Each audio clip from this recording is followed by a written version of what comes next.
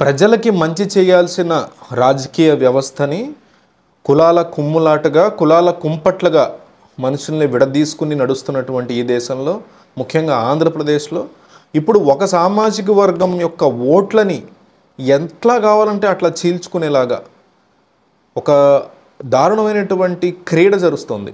ఒక పక్క చంద్రబాబు నాయుడు ఆ క్రీడ ఆడుతుంటే దానికి పోటీగా జగన్మోహన్ రెడ్డి, ఇద్దరూ కూడా వీళ్ళతో పాటు పవన్ కళ్యాణ్, ఇటుపక్క ముద్రగడ, వీళ్ళందరూ కూడా ఆంధ్రప్రదేశ్లో ఉన్న ఒక సామాజిక వర్గం ఓట్లని అత్యంత హీనంగా చేల్చడానికి విశ్వ ప్రయత్నాలు చేస్తున్నారు.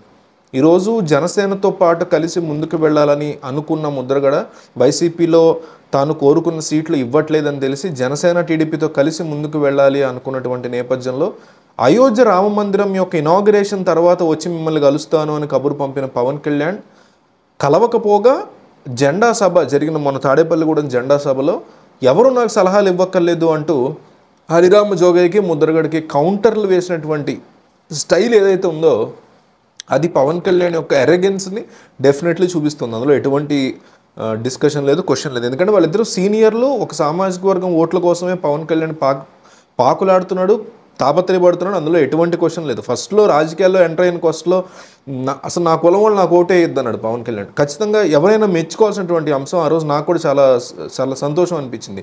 ఒక నాయకుడు రంగంలోకి దిగి నా కులపోళ్ళు నాకు ఓటే వేయకండి కావాలంటే అని అనేంత ధైర్యం వచ్చిందంటే ఈ దేశంలో, అందున తెలుగు రాష్ట్రాల్లో చాలా గొప్ప విషయం. కానీ అదే పవన్ కళ్యాణ్ కొన్ని రోజుల తర్వాత తెలుసుకుంది ఏంటంటే ఆ కులం వాళ్ళు తనకు ఓటేయకపోతే తను గెలవలేను అని.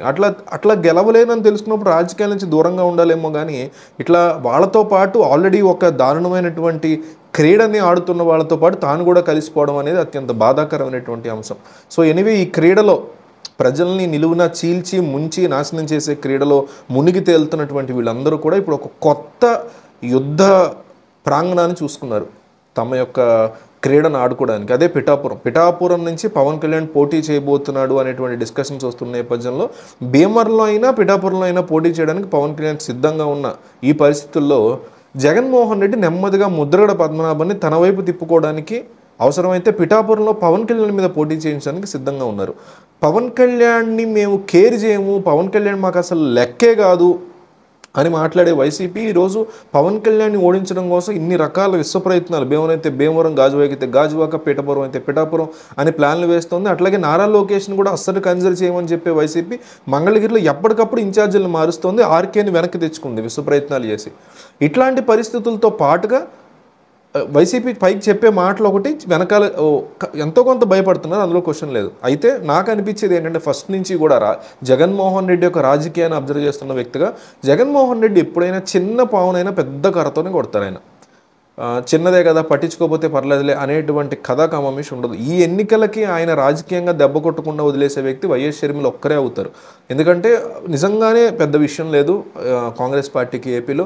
షర్మిల వల్ల ఏమైనా చీలితే 1-2 ఓట్ల శాతం ఏమైనా చీలుతుంది తప్ప అంతకు మించి డ్యామేజ్ ఉండదు. కానీ ఈయన మళ్ళీ సీఎం అయితే మాత్రం వచ్చే ఎన్నికలకు, ఆ పైన జరగబోయేటువంటి ఎన్నికల్లో మాత్రం 2029 ఎన్నికల్లో ఖచ్చితంగా వైఎస్ షర్మిల్ని ఆయన కూడా పెద్ద కర్రతోనే రాజకీయంగా కొడతారు, అందులో క్వశ్చనే లేదు. అయితే నేనేమంటున్నానంటే మేము చిన్న పవన్ కూడా పెద్ద కర్రతోనే కొడతామని ఆయన ఒప్పుకుంటే బాగుంటుంది. ఆయన కానీ ఆయన శ్రేణులు కానీ వాళ్ళు ఒప్పుకోరు. పవన్ కళ్యాణ్ మాకు లెక్కే కాదు, లోకేష్ మాకు లెక్కే కాదు, షర్మిల మాకు లెక్కే కాదు అని ఈ కబుర్లు చెప్తూ ఉంటారు. బట్ బ్యాక్ ఎండ్లో మాత్రం వాళ్ళని గట్టిగా దెబ్బతీయడం కోసం విశ్వ ప్రయత్నాలు చేస్తూ ఉంటారు. సో అది డిఫరెంట్ టాపిక్. ఇప్పుడు పిఠాపురంలో ఉన్నటువంటి ఒక వర్గానికి, ఒక కులానికి చెందిన ఓట్లని తమ వైపు తిప్పుకోవడానికి ముద్రగడ కానీ పవన్ కళ్యాణ్ కానీ విశ్వ ప్రయత్నాలు చేసే పరిస్థితులు కనిపిస్తున్నాయి. ముద్రగడకి సపోర్ట్గా జగన్ ఇక్కడ ప్రచారం చేయడానికి కూడా సిద్ధపడుతున్నట్టుగా తెలుస్తోంది. చంద్రబాబు నాయుడిని, మోడీని తనతో పాటు తెచ్చుకుని ఇక్కడ సభలు పెట్టడానికి ప్లాన్ చేస్తున్నారు పవన్ కళ్యాణ్ అని కూడా కొన్ని వార్తలు వస్తున్నాయి.